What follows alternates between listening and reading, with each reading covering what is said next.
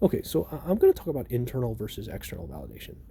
And I will get back to the internal versus external breakdown in a moment. But first, let's just kind of talk about validation. So, what is validation? Well, validation is kind of like your sense of self esteem. So, if you have high self esteem, it means you feel validated. If you have high self esteem, you feel worthy. You feel secure in your own skin. You feel confident. You feel like you have a purpose, right? On the other hand, if you have low self esteem, then it's the opposite of all those things. If you have low self esteem, you do not feel validated. You feel unworthy. You feel insecure. You feel unconfident. And ultimately, you feel like you do not have a purpose, right? So let's imagine what happens when a person feels like they do not have a purpose for a prolonged period of time. How is that person going to behave? Well, they are going to increasingly behave in a self destructive manner. They're going to increasingly exhibit self destructive behaviors. The reason this happens is because if you don't have a purpose in life, you're going to begin to convince yourself that there's no reason to be here, right? Checks out. You're going to convince yourself that there's no reason to exist. This is when depression and perhaps suicidal ideation begins to show it, to present itself, right? So what I'm trying to get across here is that validation is the need. We have a need to feel validated as much as we have a need for food and water. In fact, I would even argue that the need for validation is more fundamental than the need for food and water, because if we truly have no reason to live, no purpose, we're going to have no motivation to feed ourselves, right? So, in the same way that we have to find a source of food, we also have to find a source of validation. And again, there are two sources of validation. There's external sources and internal sources. So let's talk about the external sources first. External sources of validation are sources of validation that are sourced externally, right? Self-explanatory, but more to the point, external sources of validation are sources of validation that come from outside ourselves that are not under our control. So, for example, say we rely on compliments to feel good about ourselves. We rely on compliments to feel validated. That's an external source of validation. Another example, maybe we rely on social media likes or social media followers to feel good about ourselves. Or maybe we rely on business sales to feel good about ourselves. Again, these are all examples of external sources of validation. Now, what is wrong with these external sources? Well, there's nothing wrong inherently, right? In truth, if we don't rely on these external sources and we take them as they come, they can be useful, right? We can feel good when someone compliments us. The problem arises when we rely on them. The problem arises when we depend on external forces outside of our control to feel good about ourselves, right?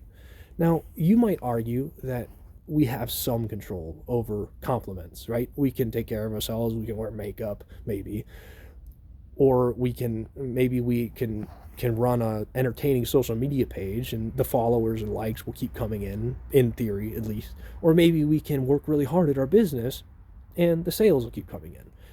We have some control over these external sources, right?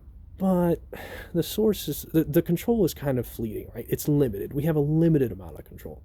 And that's why it's not very wise to rely on those external sources. So instead, we want to look internal. We want to look inside ourselves for validation. And, fair warning, this is easier said than done. It's pretty hard to just tell somebody to stop caring what other people think about them, right? And it almost seems out of touch for me to ask you to do that, right? I struggled with validation for a decade or more, and I suffered from depression because of it. But what I will tell you, even if it's easier said than done, is that trying to find an internal source of validation is a worthwhile goal. Okay, I promise you that. And it's going to be hard to do, but I'm going to try to help you do it a little bit. So, how can we find internal sources of validation? Well, you start by realizing that not all internal sources of validation are consistent and predictable. Okay, some of them are perhaps even more inconsistent and more unpredictable than those external sources. Some of them are even less controllable than those external sources are. Such internal sources that are unpredictable are your thoughts, right? So everyone has chaotic thoughts that run through your head, chaotic, irrational thoughts, right? There's a Jim Carrey comedic bit. He did some stand-up comedy several decades ago, and he said he had this bit where he says, turning into oncoming traffic is counterproductive. It's a really funny bit. I suggest you go watch it. But he said, turning into oncoming traffic is counterproductive. Now, this is a thought that has gone through every single person's mind who has ever been in a vehicle driving, right? It's an irrational thought. But so few times has that irrational thought actually won over. Very seldomly do people actually turn into oncoming traffic just because of that one irrational thought, right? In other words, there's like a deeper coding in our human minds that keeps us from listening to those chaotic thoughts, right? Those irrational thoughts, those almost demonic thoughts, right? And those are the thoughts we have to identify with. We can't identify with every demonic thought that runs through our brain, or we'll probably go insane, right? Oftentimes we shame ourselves and blame ourselves, and that's certainly not a good source for validation, right? That's the opposite of validation. So instead, what we need to do is we need to identify with that rational base, that rational foundation of our deeper mind, right? And the way to do that, in my mind, is to identify with your long-term good intentions, okay? Most people, 99.9% of the people on this planet, have good intentions in the long term. They want what's best for them, and they want what's best for other people. And if we identify with those long-term good intentions, we can find a consistent, predictable source of validation that we can rely on, right? You know, if you asked every person on this planet if you gave them the opportunity to snap their fingers and create world peace, most of them would do it, okay? And that's the rationality we have to identify with. Again, everyone has those irrational, chaotic thoughts. Don't identify with them. Identify with the deeper rational mind that you have, okay? The deeper rational instincts of self-preservation and of goodness, right? We all are good we all have long-term good intentions. So identify with them, right? Now, so far I've kind of been speaking about validation on an individual level, but let's kind of zoom out and speak about validation on societal level. So let's speak about the implications of internal versus external sources of validation on a societal level. So what happens if a society relies on external validation? Well, what's going to happen is that society is going to fall into silos of groupthink. They're going to fall into tribal mentalities, okay? And I'm going to explain why that is. So let's imagine, for an example, let's say you got two opposing ideologies, liberalism versus conservatism. Liberals typically are what? They're pro-Black Lives Matter, they're pro-LGBT, they are pro-abortion, right? They're pro-choice, they are pro-gun regulation, right?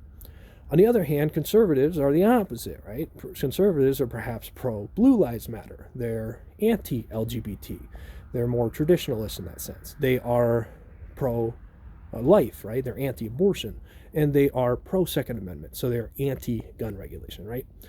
Now, if we all as a society rely on externally sourced validation, then what we're going to do is we're going to pick one of these groups and we're going to fall in line with those cookie cutter beliefs that I just mentioned, right?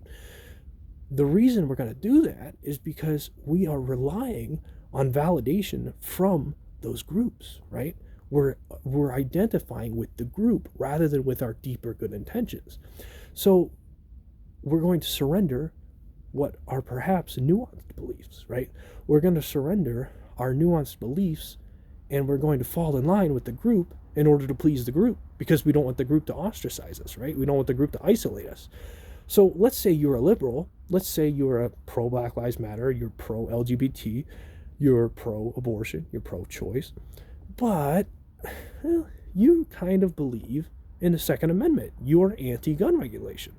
Well, what's going to happen is you're going to surrender your anti-gun regulation beliefs in order to not be ostracized by the liberals, right? Because you are identifying with that group. The same could go on the conservative side. Say you are anti Blue Lives Matter, you're pro Blue Lives Matter, you are pro or you're anti LGBTQ, and you are pro Second Amendment, but you also are kind of pro choice, right? If you identify and you rely on validation from conservatives, then you're going to surrender your pro life or your pro abortion stance to please that group because you fear losing your source of validation, right? So if a society relies on external validation, all of a sudden all of the nuanced beliefs get thrown out the window. All of a sudden everyone picks a group and they become afraid to challenge the beliefs of that group. And what that leads to, again, is it leads to division. It leads to two silos, opposing silos, in this case liberals versus conservatives, that are afraid, where everyone's afraid to perhaps step in between them. They're afraid to pick and choose beliefs from both sides.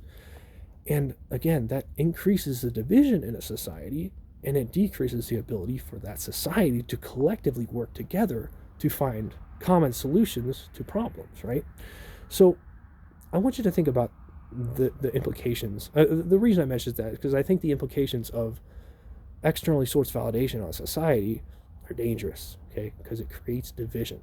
It destroys the diversity of beliefs, right? It destroys the nuanced beliefs that people might have when you are reliant on pleasing a group of people in order to get your validation, get your source of validation, right? So if we can all find that internal source of validation, if the liberals and conservatives can realize that the other team is actually has good intentions, and if they can look inside themselves to find their own good intentions, then they will be more willing to work with each other across these culture divides, right? So give that a little thought. I think we get insecure in this world and we start to rely on other people to make us feel good. And ultimately, it's not a terrible thing, but if you rely on it too much, then you lose the ability to look within yourself and to think to think more nuanced, right? To think in a nuanced manner that allows for a greater diversity of thoughts and ideas to arise. So I think I just want to mention one more thing. What I'm essentially trying to get across here, and I've mentioned it in a couple other videos, is that we need to prioritize our identity with our good intentions, prioritize our identity with our good intentions for humanity as a whole, rather than our group identities, rather than the subgroups within humanity.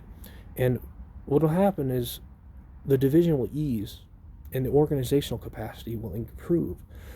And if you don't believe your opposition has good intentions, then you're going to be hell-bent on destroying them. But again, the truth is that everyone has good intentions. There's just a lot of nuance that we refuse to see because we are identifying with the group above those good intentions, right? So again, just identify with the good intentions. We all have them. If you are the psychopath, the 1 in 100 who doesn't have those good intentions, then you didn't make it 13 minutes in this video. So if you are here, it is because you have good intentions. So thanks for watching.